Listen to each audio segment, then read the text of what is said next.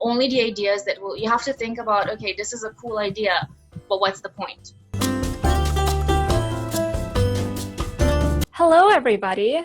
My name is Bea. I am so excited for today because I get to interview my friend Lironne. I went to UBC with Lironne. Unfortunately, we didn't take any classes together, but she's doing some pretty incredible things. She's a machine learning undergrad researcher at UBC. She's also worked at Huawei previously. Let's enjoy and learn something from today. Thank you, Lironne. I will also pay you later. I feel like I have so many IOUs now. Tell me a little bit about yourself. What you did in high school? Did you code in high school? I didn't do computer science until I started my degree. In high school, I was pretty much just, I wasn't that much of a, I was very much a lazy student. So very lazy. I had, don't, do as I say, not as I do. I had a 30% attendance in high school, really, like sleeping and playing video games all the time, really just. You did get really good at video games. So yeah, I did. You got something out of it. Yeah, I have something to show for. Okay, so what happened then in university? Because that is not the Lironne I know. Yeah, I know. It was a big turnaround. I mean, at university, I started taking classes. And at first, I thought I wanted to do psychology because I was really into the brain. At UBC, I started looking into cognitive science stream. So you had to take like a class or two with like the computer science, whatever, some like intro classes at the beginning of first year. And then, I don't know, I sort of just fell in love with those two classes. And I was like, oh my God, that is the coolest thing ever. So I kind of stuck around with it. And then, yeah, the rest was just like a snowball. It kind of like the more classes I took, the more I wanted to do it. The more I got into machine learning. So it's math, a lot of statistics, not so much calculus.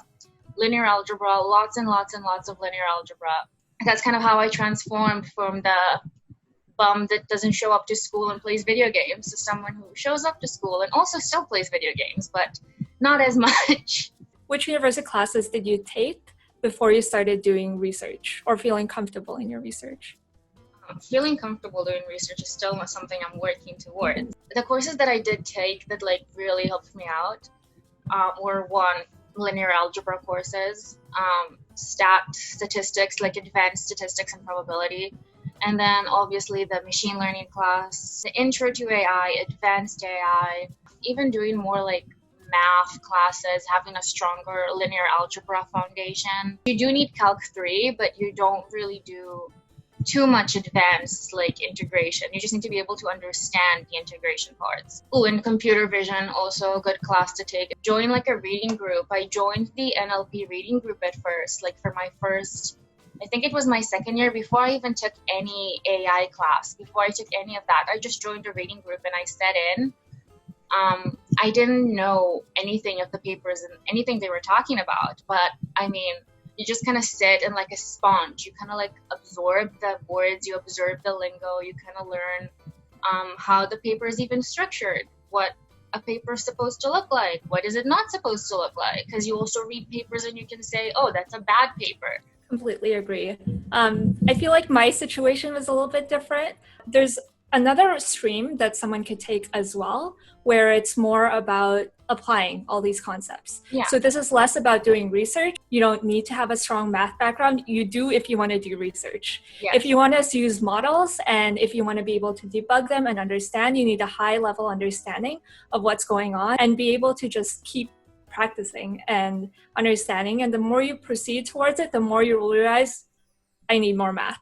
Yeah, exactly. And so there are like two ways to go about it. Whatever you're more comfortable with, I'll put some links down below. I'll ask Lironne for all her different resources and tips. So. Lots of websites. Cool. What's a day in the life of Lironne? Oh boy, like in quarantine, can I not answer that? Well, what's a regular day in your life before quarantine? Before quarantine. Cool thing. Yeah, okay, so before quarantine, I can do like a quarantine edition too, but it's not gonna be pretty.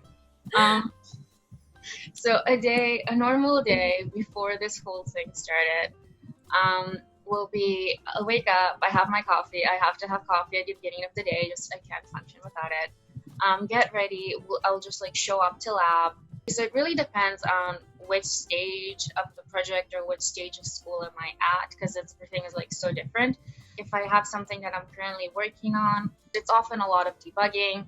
It's usually like in 2 to 3 hours I'll be reading papers, I'll find a bunch of papers that I'm interested in. Some of them I do go back to reading, some of them just stay on my to-do list to read and I never visit again. Also looking at a lot of tutorials online. It depends on like I said, it depends on which of those days am I on. But let's say that I'm in the research phase, right?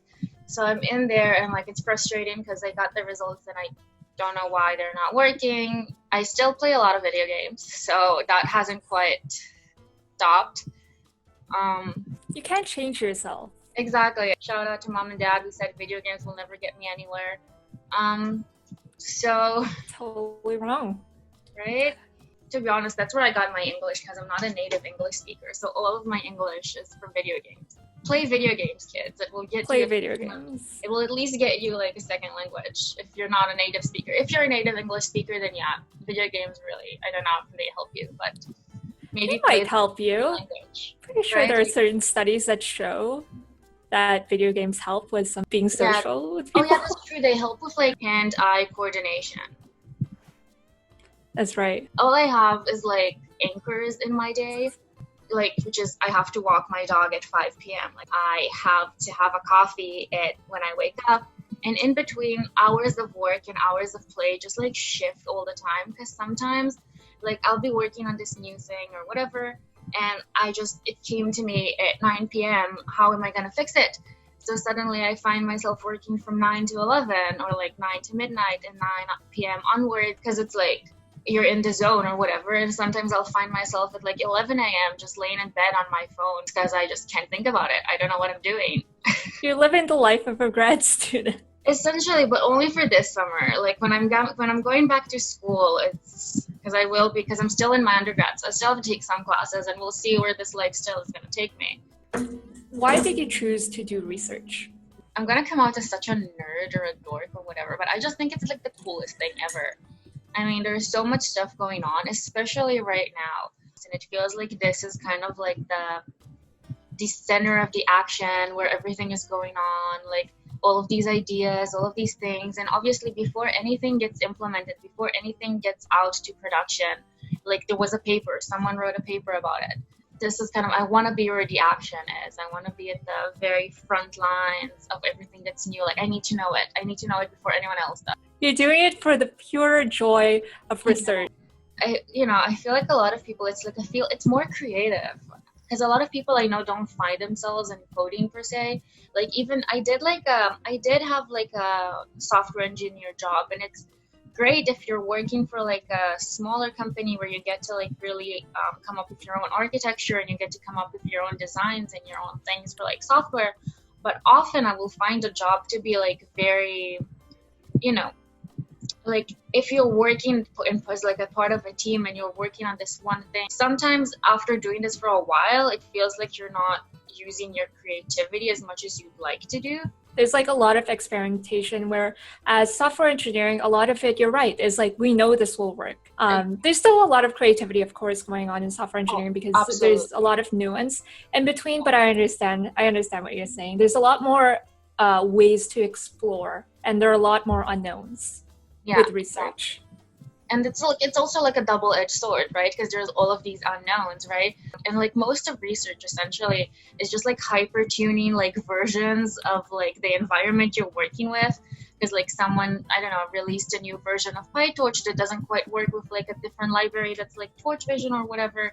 Then you're a software engineer, Lironne. Exactly. You figure it out. You still have to do all these things. Go and you see this repo that's like, and sometimes people don't even publish their code for their research, so you have to kind of try to implement it yourself and duplicate the results, which is often much harder because like sometimes the results they got are like literally by chance. So I understand. That's why there's this website that I forgot what it's called, but it's essentially called Papers with Code, because I assume it's some grad student who just got extremely frustrated when they're like, yeah, we got state-of-the-art results, but where's the code? It's like that joke about that proof and about some theory. It's like, the proof is so good, but I'm just going to leave it to the reader.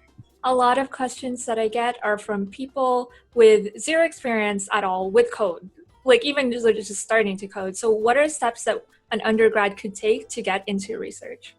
So let's say if you have this class that you're really into, talk to the prof. See if ask them about their research, because everyone loves to talk about their own research, honestly. And show interest. If you really are interested, show interest. Like Google the prof, see what kind of papers they published.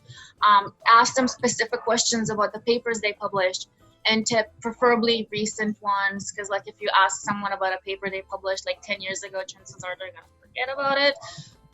But like just ask them about what they're doing right now, what type of things are they going to do next. And then sometimes that pure interest is enough for them to like see if you can like fit in as an undergrad research assistant, because these positions are there, they are available. Well, all I can say about work at Huawei is that when you do work for a company and you do research for a company, is that you have production in mind a lot more. So like the ideas that get pushed or the ideas that get proceeded are ideas that can eventually, hopefully, be implemented later on in the product. Whereas like when you do research at UBC or at school or whatever, you don't really necessarily need to think of the usability of it, which is also a double-edged sword about bias in research. And a lot of the times, like deep fake, we never really stop to think whether we should. We just think whether we could, and that's kind of how we have some projects happening, because really no one, when you do research in like academia and that kind of setting, you really don't have to have that like super forward thinking on how is my project going to get used, what is it going to lead to, which is obviously unfortunate. And we definitely need more ethics in computer science research, because we don't do work on people per se, right? We don't really need to get the approval from any ethics committee the same way that like other sciences have to, and we don't. But when you do work at a company, when you do research for a company, then obviously only the ideas that you have to think about, okay, this is a cool idea, but what's the point? Is it going to be useful? Are people going to use it? Are people going to Can we even productionize it as well? Exactly. And if you can't use it in production, if it's not feasible, then the idea just gets scrapped. Where was the software engineering job? Okay, so like I worked at this small like company, not so much like a startup, but it was like pretty well established, but still not so big. And then the job there was nice. Like it was not that big, so I got to like build my own like little thing, and I got to like be responsible for the architecture of what I did for that like small little project. And it was really good. It was really nice. It was just not so much my jam. I know that it gets really interesting for some people, can do coding for hours on hours. I can't. I just get really frustrated. I get really bored. I want to like jump to something else. I want to do something else. I have to keep like bouncing between things. So it just didn't work as well for me. Whereas like when you do research and you're doing one thing and like I get bored of it, let's say, of this one experiment or whatever it is that I'm doing, then I can just jump onto another project. And then, or I can be like, oh, I have this giant long list of papers that I've been meaning to read. So I can just go and take the paper and go read it. And then that will kind of be my mental break. Definitely had like full days of work where all I have to show for are not even like 10 lines of code. And the days of the early on, like before you even have a project going on in the stages of the lit review, like my entire day will just be like me looking at papers, reading papers, thinking about ideas, brainstorming, looking at like, I will be like downloading repos. I will be trying to like run code. I will be trying to like, but it will be me running someone else's code versus trying to get someone else's code to work. It's also a lot more collaboration, because like sometimes you just need to talk out your ideas and you just need to talk to someone. Like, so it's like a lot of meetings, a lot of like brainstorming, a lot of just like, here's what I'm doing, a lot of whiteboarding. When you do research and when you try to implement a paper, is the first thing you do try to run their code and then build on top of it? Yes. So first thing is like you try to see what they're doing. You download the code, see if it works out of the box. Pretty often it doesn't. A lot of the times you have to first debug what they're doing. And then sometimes you're like, okay, this is cool, it's working, it's doing that thing. And then you want to think, okay, but how do I make it better?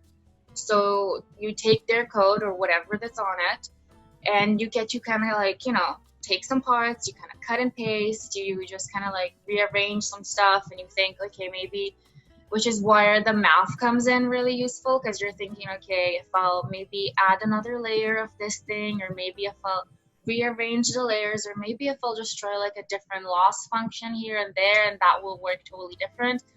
And sometimes really you just change the loss function, and that's a paper right there. But that's also the big part. Grad school applications. I know that you're going through grad school applications right now.